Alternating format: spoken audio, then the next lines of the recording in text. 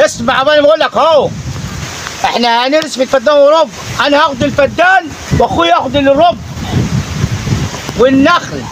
انا هاخد جوز نخلات وهو نخله واحده بالعدل.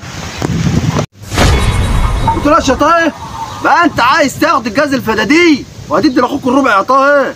حرام عليك يا طه، ده انا بقول طه ما يظلمش اخوك، وانت تبيتك عايز تظلم اخوك وعايز تاخد الجاز النخلات اللي بتطلع بلح يا طه وهتدي لاخوك النخله وما بتطلعش البلح. بقى دي اخرتها يا طه.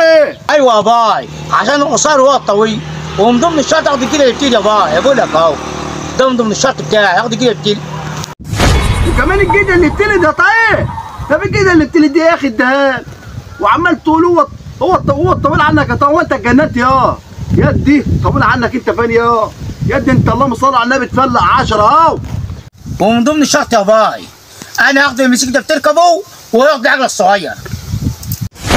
كله قلنا الموتوسيكل يا طه، اوعى تجيب سيره الموتوسيكل على لسانك يا طه. ده الموتوسيكل ده اللي بيوكلك ويشربك يا طه.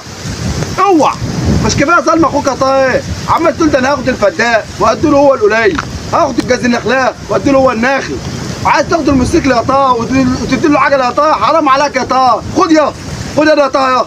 تعال تعال